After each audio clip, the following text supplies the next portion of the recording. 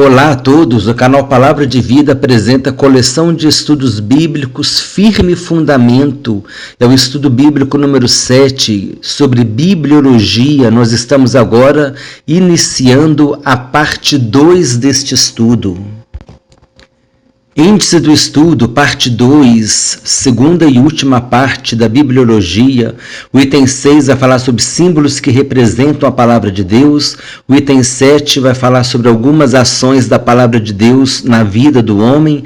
A seguir falaremos sobre a inspiração da Bíblia, a estrutura da Bíblia e o Antigo Testamento. Item 11, período intertestamentário. Item 12, o Novo Testamento. Item 13, como escrever referências bíblicas. Item 14, o Antigo Testamento citado no Novo Testamento.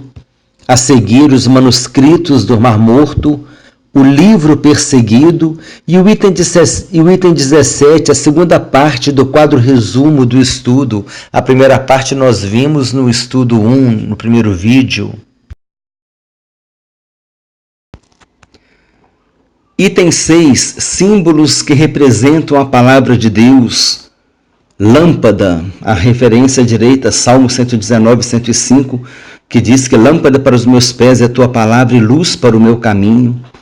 Pão, Mateus capítulo 4, versículo 4, que também a palavra de Deus é comparada ao pão. Jeremias 15, 16. Leite, 1 Pedro capítulo 2, versículo 2, quando Pedro diz: desejai ardentemente o genuíno leite espiritual. Chuva e neve em Isaías, água no Evangelho de João e em Efésios.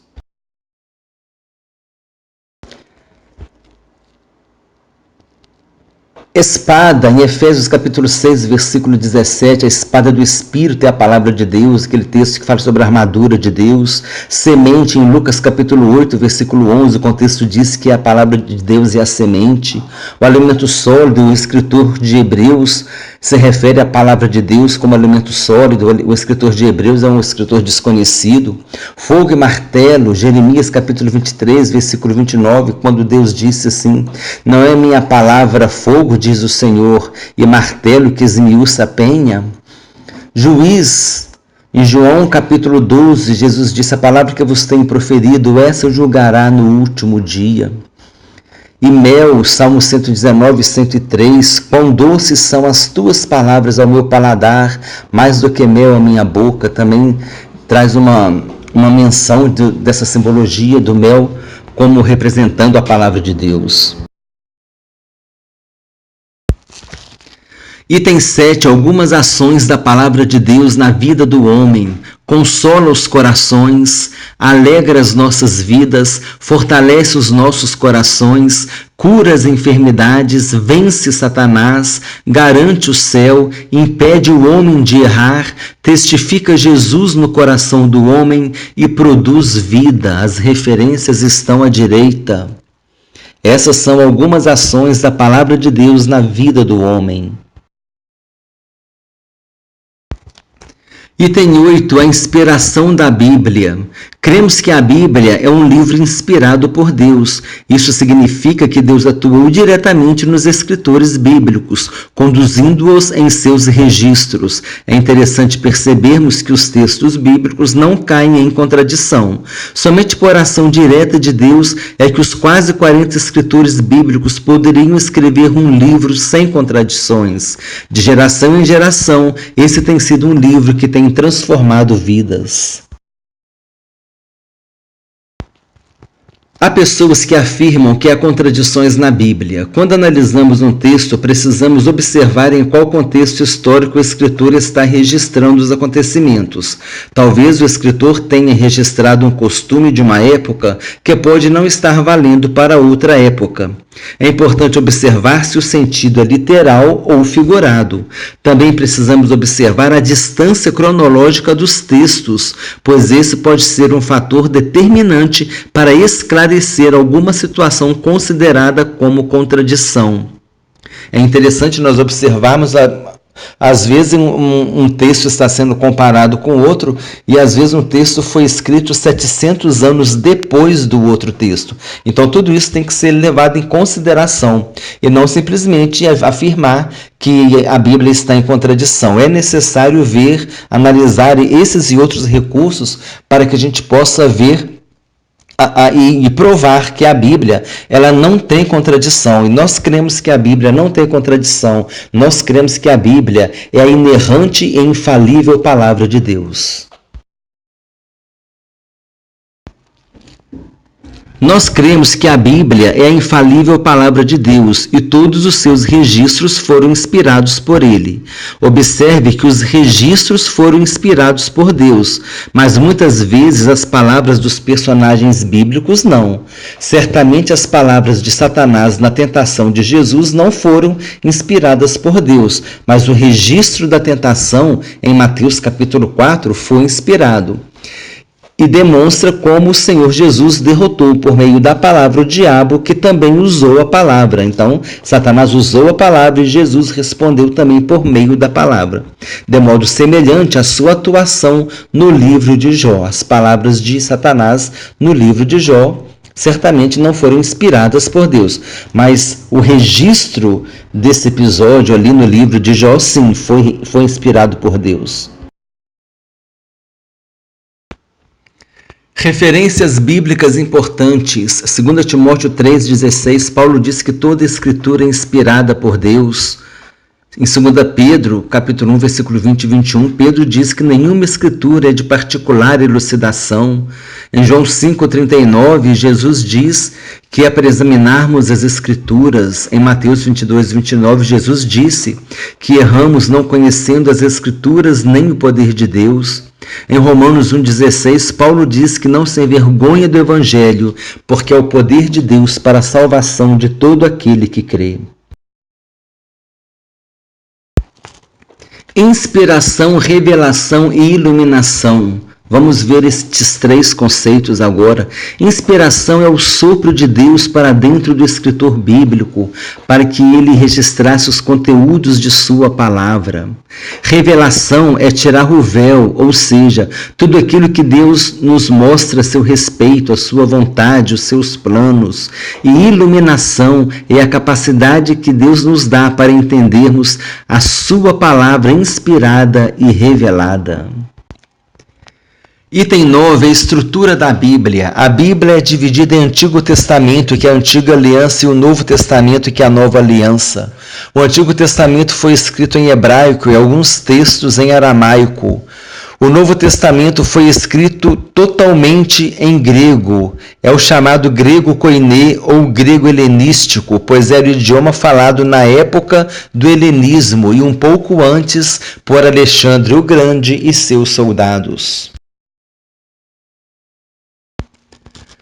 Item 10, o Antigo Testamento. Os livros do Antigo Testamento dos judeus coincidem com os livros da Bíblia protestante, mas é importante saber que a disposição dos livros não é a mesma.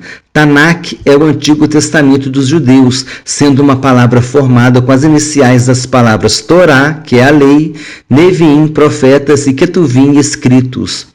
O Antigo Testamento da Bíblia protestante possui a seguinte disposição: Pentateuco, Gênesis, Êxodo, Levítico, Números e Deuteronômio. São os 5 primeiros livros da Bíblia, cuja autoria é atribuída a Moisés. No Antigo Testamento judeu, as primeiras palavras deram origem aos nomes dos livros. Assim, Bereshit é no princípio, Shemot, os nomes, Vaikra e Chamou, Bamidbar, no deserto, e Devarim, estas são as palavras. No nosso Antigo Testamento, os nomes dos livros são provenientes da Septuaginta.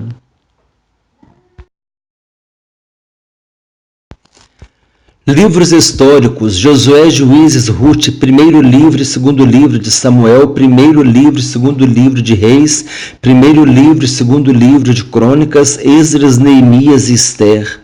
livros poéticos e sapienciais, Jó, Salmos, Provérbios, Eclesiastes, Cânticos, profetas maiores, Isaías, Jeremias, Lamentações, Ezequiel, Daniel, profetas menores, Oséias, Joel, Amós, Obadias, Jonas, Miqueias, Naum, Abacuque, Sofonias, Ageu, Zacarias e Malaquias. A diferença aqui entre os profetas maiores e profetas menores está apenas relacionado à quantidade o tamanho do livro e não à importância dos ministérios. Todos foram importantes. Observações. Lê-se primeiro e segundo Samuel, Reis, Crônicas. É masculino porque se refere a livros. Lê-se primeira e segunda Coríntios, Pedro, etc. É feminino porque se refere a cartas, às epístolas. No Antigo Testamento é masculino e no Novo Testamento é feminino porque se refere às epístolas, às cartas. E no Antigo Testamento se refere a livros. Profetas maiores porque há mais registros do que os profetas menores. A diferença está no tamanho do livro e não em relação à importância dos seus ministérios. Item 11, período intertestamentário, é o período de aproximadamente 400 anos que separa o Antigo Testamento do Novo Testamento, sendo chamado de o silêncio de Deus, pois durante este período Deus não falou por meio de seus profetas. Poucos registros da Palestina referentes a essa época foram encontrados, exceto quando Alexandre o Grande derrotou o rei Dario III da Pérsia na Batalha de Isso, no ano 333 a.C., e assim anexou a Palestina ao seu império. Alexandre teve um bom relacionamento com os judeus, permitindo que eles respeitassem o Shabat e não fossem obrigados a cultuar outros deuses. Isso facilitou o surgimento das sinagogas, onde os judeus se reuniam para orar, ler e ouvir a palavra. O templo, em Jerusalém, era o local da adoração e do sacrifício, e todos os judeus deveriam ir até lá pelo menos uma vez por ano. Em 323 a.C., Alexandre morreu aos 32 anos, envenenado ou de causas naturais.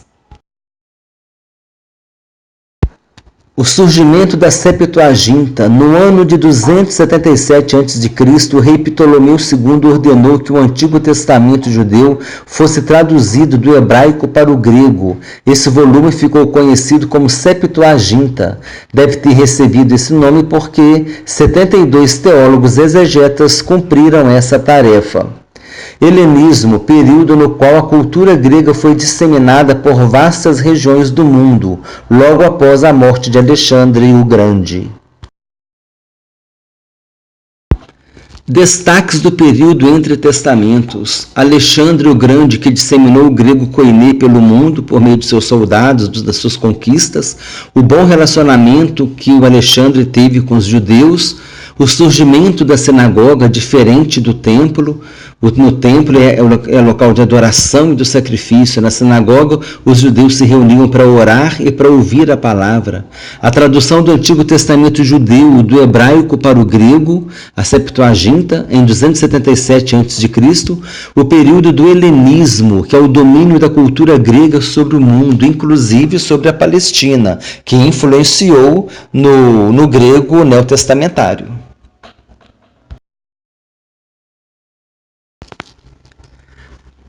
Item 12, o Novo Testamento. Essa mensagem do Antigo Testamento é que o Messias viria, a mensagem do Novo Testamento é que o Messias veio e voltará. Por causa disso, nós dizemos que a Bíblia é cristocêntrica, pois o Antigo Testamento aponta para a vinda do Messias e o Novo Testamento aponta que ele veio e voltará. Então, nós temos o Antigo Testamento, o Novo Testamento e o Messias no meio. O Antigo Testamento fala a respeito da vinda do Messias, aponta para Jesus, e o Novo Testamento fala que Jesus veio e voltará também. Então, há uma convergência. O Antigo e o Novo Testamento, eles se convergem em Jesus Cristo. Por isso dizemos que a Bíblia, ela é cristocêntrica. Livros do Novo Testamento, os Evangelhos, Mateus, Marcos, Lucas e João. Mateus apresenta Jesus como rei, foi escrito para os judeus da dispersão, os judeus espalhados pelo mundo. Marcos apresenta Jesus como servo, escrito para os romanos cristãos. Lucas apresenta Jesus como filho do homem, escrito para os gregos cristãos. João apresenta Jesus como filho de Deus, considerado universal, foi escrito para a igreja que estava dispersa. Os evangelhos sinópticos ou semelhantes são Mateus, Marcos e Lucas. Eles são chamados de evangelhos sinópticos ou semelhantes, né? Porque eles têm as versões semelhantes das suas passagens.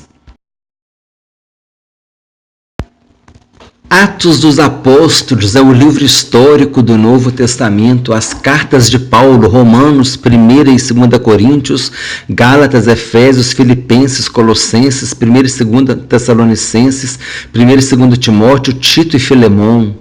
Epístolas gerais, universais, Hebreus, Tiago, 1ª e 2ª Pedro, 1ª, 2ª e 3ª João e Judas. E o livro profético Apocalipse. A palavra Apocalipse significa revelação. Observação: 1 Timóteo, 2 Timóteo e Tito são chamados de cartas pastorais destinadas a líderes da igreja. As outras foram destinadas a igrejas, exceto Filemão. O autor da Epístola aos Hebreus é desconhecido. Item 13. Como escrever referências bíblicas e como ler também, né?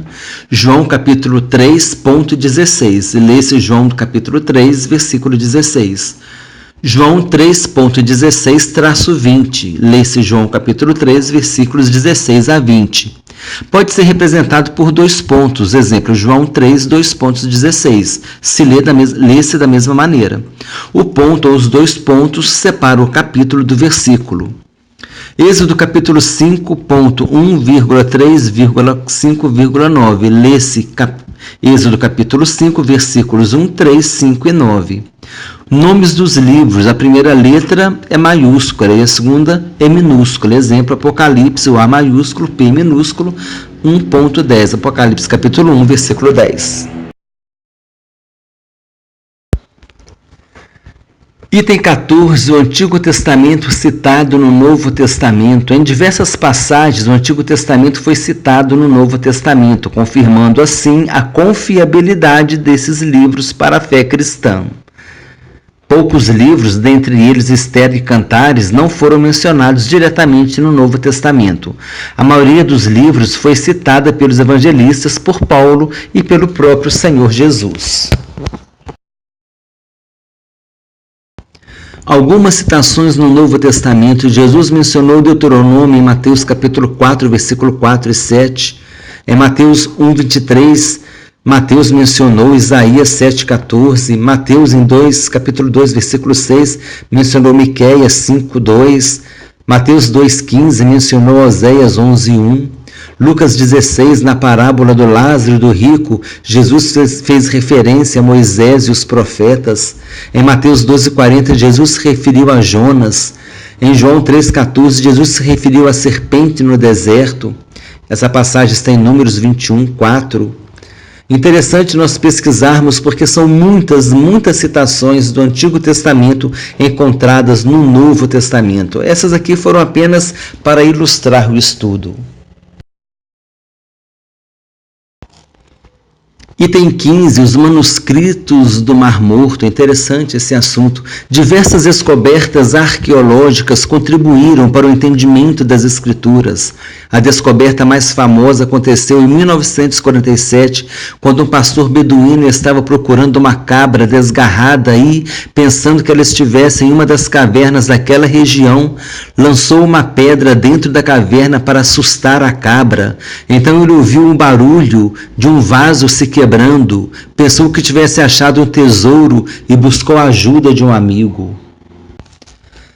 Na verdade, o que eles acharam foi um determinado número de vasos antigos que continham diversos manuscritos do Antigo Testamento, dentre eles uma cópia quase completa de Isaías. Depois disso, as descobertas continuaram por alguns anos. Esses manuscritos ficaram conhecidos como manuscritos do Mar Morto ou manuscritos de Qumran, pois eles foram encontrados nas cavernas de Qumran. Além de manuscritos bíblicos, foram encontrados registros de como viviam os essênios, comunidade judaica que morava naquela região por volta de 100 anos antes de Cristo. Os manuscritos do Mar Morto foram comparados com o texto padrão do Antigo Testamento chamado Codex Leningradense, de 1008 a.C. Interessante foi observar que ambos os textos eram coincidentes, salvo algumas mínimas diferenças. Dessa forma, os documentos encontrados em 1947 confirmaram a fidelidade dos textos bíblicos, provando que as traduções bíblicas atuais são confiáveis. Observe que os textos de 1008 d.C. tiveram sua confiabilidade confirmada quando foram comparados a textos escritos entre 250 anos antes de Cristo e 100 anos antes de Cristo. Item 16, o livro perseguido. Vamos relatar dois fatos históricos aqui que comprovam como a Bíblia foi um livro perseguido. Antíoco IV Epifânio, aproximadamente 215 a.C., foi um rei que perseguiu os judeus, pois queria que eles se convertessem à religião grega. Ele proibiu a observância do Shabat, a circuncisão e o culto judaico. Perseguiu e destruiu muitos manuscritos do Antigo Testamento judaico. Muitas cópias foram preservadas, porque muitos judeus moravam em locais distantes. Na Idade Média, era proibido que o povo tivesse acesso à leitura da Bíblia, a qual estava escrita em latim, o que dificultava ainda mais o acesso. Muitas pessoas começaram a traduzir a Bíblia em outros idiomas. Quem assim o fizesse seria preso e poderia até ser queimado na fogueira. A Igreja Católica não permitia que o povo lesse a Bíblia. Em suas investidas, todas as Bíblias confiscadas eram queimadas.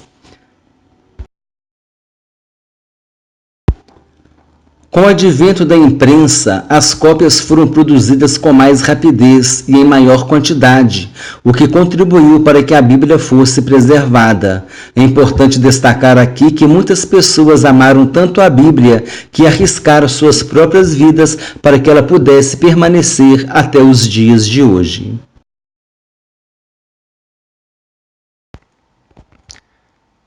Comentário final resumido sobre a Bíblia. A Bíblia foi escrita por aproximadamente 40 escritores durante aproximadamente 1.600 anos. É composta por 66 livros, sendo que 39 estão no Antigo Testamento e 27 estão no Novo Testamento. O Antigo Testamento da Bíblia Católica possui 73 livros, são 7 livros a mais, que não se encontram na Bíblia Protestante e nem na Tanakh, que é o Antigo Testamento dos judeus. Então, esses 7 livros a mais da Bíblia Católica, do Antigo Testamento Católico, não se encontram nem no Antigo Testamento Protestante e nem na Tanakh, que é o Antigo Testamento dos judeus. O Antigo Testamento foi escrito em hebraico e aramaico, poucos textos, e o Novo Testamento foi escrito em grego koiné. A perseguição que sofreu no decorrer da história não a impediu de chegar até nós. Item 17, quadro resumo do estudo bíblico, a parte 2 do estudo bíblico de bibliologia.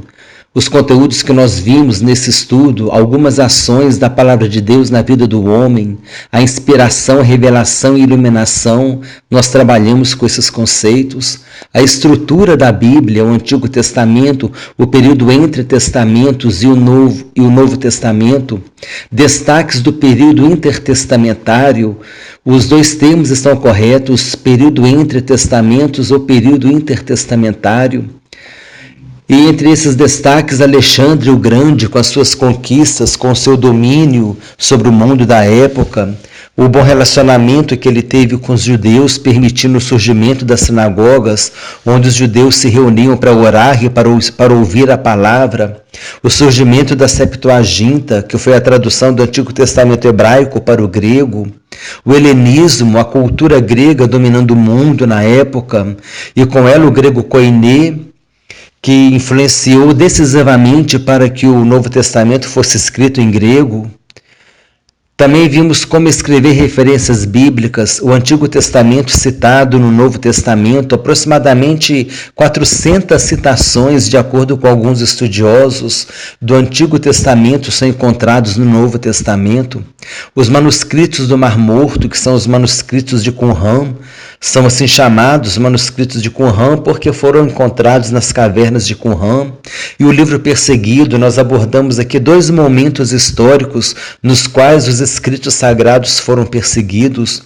Então esse foi o conteúdo da parte 2 do estudo bíblico de bibliologia, e assim nós concluímos a proposta do canal Palavra de Vida de apresentar esse estudo sobre bibliologia. Conforme eu tenho dito, não é nunca intenção nossa esgotar o assunto.